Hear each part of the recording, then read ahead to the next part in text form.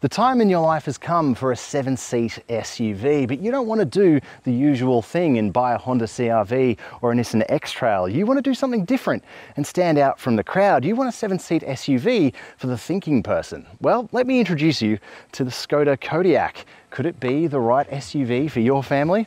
Let's take a look. While it might look a lot like the previous one from the outside, there's a lot which has gone into this new generation to keep it fresh against those aforementioned rivals. So stay tuned to see if it could be the right SUV for you as we test it in Europe.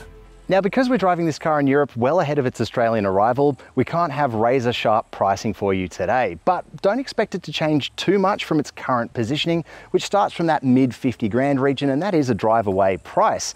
Expect a similar range of variants with an RS coming at a later date. This puts the Kodiaq in competition with some robust opponents.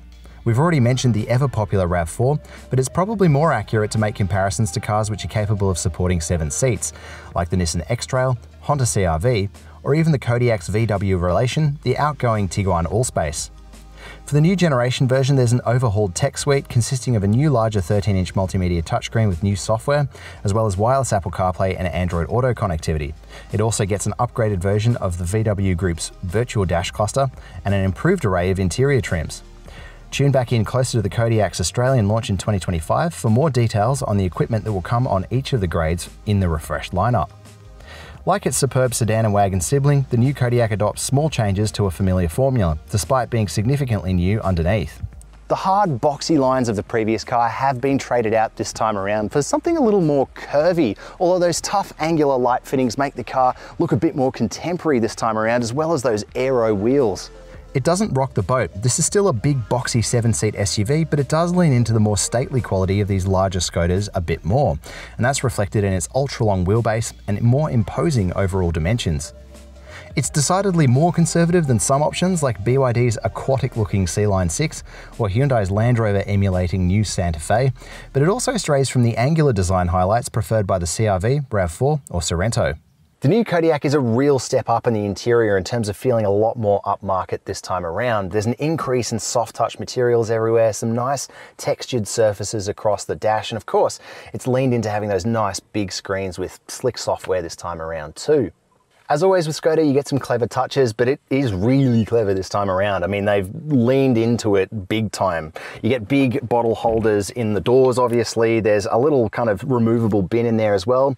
This whole center console area can be completely closed off, which is a nice touch for those of you who like to be neat. You can open it up, and there are some really nice things in here too. So you've got a 2-tiered cup holder, which you can put a bottle in, but then if you want to have 4 cup holders, you can use this second part of the sort of opening here and have another 2. 4 cup holders in total. That's pretty rare in a mid-size SUV like this. And then there's a nice soft touch console box with more storage underneath. And this is something that's been introduced on a bunch of these new Skodas, a little screen cleaner. I haven't seen that before. I love that. It's quite clever. Another nice change this time around is this set of multifunction dials. Skoda's kind of skipped the whole debacle which Volkswagen went into with the whole touch interface for things like fan speed, temperature control and volume, and they've just gone straight for this nice slick set of dials. You press on them and you can skip through various functions. You can even customize which functions are tied to this center dial here, and you've got each climate zone on each side as well, but if you press them, the little screen will show you what you're controlling, and you can have seat fan speed control, heated seats. You've got little shortcut buttons on the side as well. It's all just excellent. It's really removed the problem of having too much in the touchscreen. There are a couple of things I should note with the touchscreen though. It's super high resolution, it's super fast this time around, but as a result of that, some of the little shortcut buttons are very little. So when you're driving, they can be a little hard to jab at on the go, but that's really my only complaint with it. It's improved out of sight compared to previous multimedia systems. Let's go have a look in the back seat. All right, here in the back seat, and it's still one of the most versatile back seats, I think, in the class. As you can see, that's vaguely behind my own driving position, and I've got loads of knee room and heaps of room for my feet at 182 centimeters tall. There's also all these soft touch materials continue. You don't get that dodgy thing that some brands do where you get all nice in the front and then they do hard plastic in the rear. It's still really nice back here. I quite appreciate it.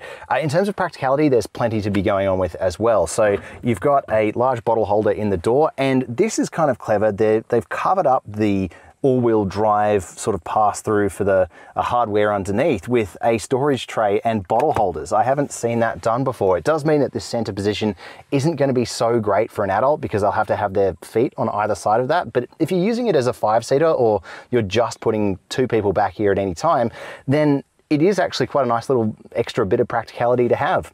In front of that, there's a 12-volt port, 2 USBs. There's a climate zone back here with heated seats on the outboard, and that is roughly what you might see on a Sportline when this car arrives in Australia.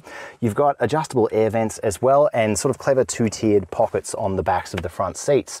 You've got tablet holders, probably great for kids, and you've also got a drop-down armrest with 3 more cup holders, although they don't have adjustable edges, and I don't believe they're going to fit this bottle at all. The new Kodiaq has a massive 845 litres with the third row folded flat. That's much bigger than most mid-size SUVs. The space shrinks to 340 litres with the third row up, which is still pretty good. Now again, because we're testing this car so far ahead of its Australian arrival, this one is fitted with a diesel engine, which we won't see in Australia. Instead, we'll get a quite familiar 2-litre turbocharged unit, and it will be all-wheel drive only for our market. It's worth noting that overseas, the Kodiaq looks to be available with a plug-in hybrid drivetrain, although we don't know whether that one will be coming to Australia just yet. It is a new generation version with larger batteries and a much longer driving range, as well as faster charging, so keep an eye out for that. Skoda tells us it's not concerned about Australia's new vehicle emission standards, which have just passed into law. Now, there's also no official fuel consumption numbers for the Australian engine because, again, it's not in production yet, but you can expect it not to stray too far from the current engine. Check the figures out for that on your screen now. As with all these small turbocharged units, expect them to require mid-shelf 95 unleaded fuel. So, for such a deeply updated SUV, has the drive experience changed much this time around? Well, yes, and also no. If you've driven any kind of Volkswagen product, particularly in this mid-size SUV category recently, then the experience will be pretty familiar. Keep in mind though, today we are driving a Euro Spec 1 that is using a diesel engine, so it's not exactly representative of the car that we'll see in Australia when it arrives in 2025. But the core elements are here. This updated MQB Evo chassis makes a huge difference when it comes to ride quality, cornering prowess, and even the steering is really nice, again this time around.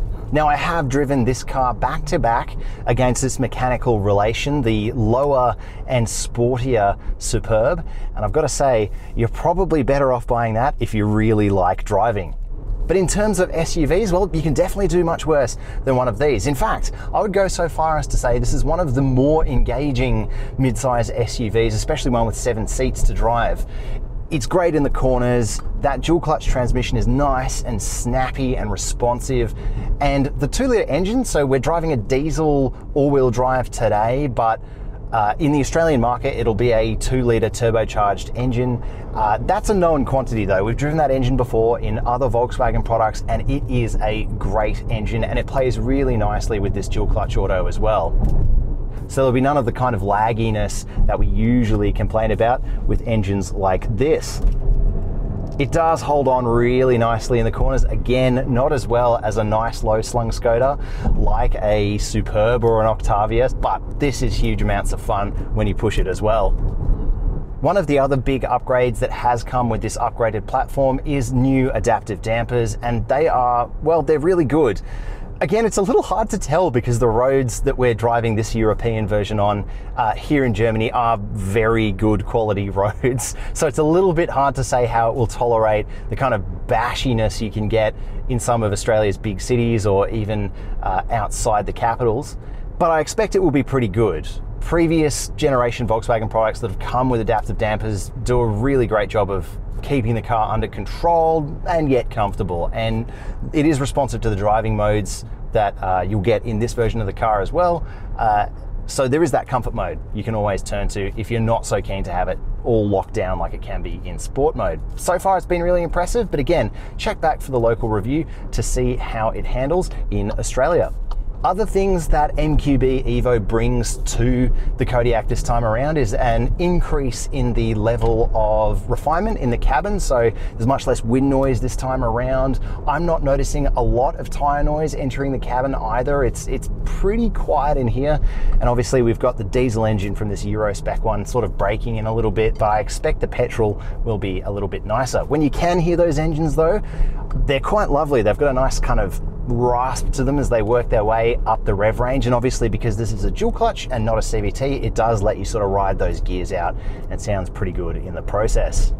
Now, if you are one of those people who's buying an SUV for that kind of nice ride height, good visibility, that's everything you're going to get here. It's not quite as good straight out the rear window because you do have those 3 rows of seats and kind of a small aperture straight out the rear, but out the side, over the bonnet here, it's really a good amount of visibility, and it gives you a good idea of where the front of the nose of the car is as well. So if you are in those kind of tight parking situations, it's pretty easy to live with. Any negatives to focus on this time around? Well, this car is focused on the driving aspect and it does a really good job. So there are a fair bit fewer than there are for some other cars. However, the one thing I have noticed in my time with this car is with this diesel engine, it can be a little laggy from takeoff. As we know, the petrol one is better with this transmission, so I don't predict that will be as much of a problem when this car arrives in Australia. Also, it is quite a bit more boaty, and the center of gravity is notably higher than the Superb or the Octavia. So again, at the end of the day, it's an SUV and it does have to try and wrangle that gravity, but I reckon it does do a better job than most mid-size SUVs anyway. So overall then, the Kodiaq is familiar but improved in so many little ways. And it really does earn its price tag as one of the better to drive mid-size 7-seat SUVs. So when it comes to safety, you can expect a full array of stuff: auto emergency braking, lane keep assist, blind spot monitoring. But as we also know, these systems can be quite a hindrance if they're not well calibrated. And in the case of the Kodiaq, well, it's actually good news because most of these systems are really nice. The lane keep assist only really intervenes when it has to, and it gives you a gentle tug, not a violent overcorrection. The only system that has gotten on my nerves a little bit in my time with the car has been the traffic sign recognition feature, which sort of does have a lot of beeps and bongs when the speed changes. Can be a little bit annoying, but it is quite easy to turn off as well. It's also unclear at this point whether it will secure a maximum 5-star ANCAP safety rating, but as Skodas for our market are sourced from the same factory as the European ones here, it stands a better chance of maintaining the same rating it scored at Euro NCAP. When it comes to ownership, of course, there's always that nervousness about buying into a European brand, even one that's put some pretty good runs on the board like Skoda. But the brand is going to efforts to change that. They're the first European brand to offer a 7-year and unlimited kilometre warranty, and they also have other benefits like a prepaid service pack, which is usually pretty keenly priced. Now, we don't know what that's going to look like for this new one when it arrives just yet. Don't expect it to be too different from the current car. But do check back at this car's local launch to see what we make of that pricing. If you're already a Skoda person, you know the drill. The new Kodiaq is still that great offbeat alternative to the most popular 7-seat mid-size SUVs of the world. If this is a new idea for you, well, you'd be getting the best version yet. This one is a big step up in terms of its design, refinement, and it's really leaned into its excellent qualities when it comes to driving. And for me, that's what really sets it apart. Now, as always, remember to check out the full review over at carsguide.com.au and check back in early 2025 when this thing launches locally for all the local details.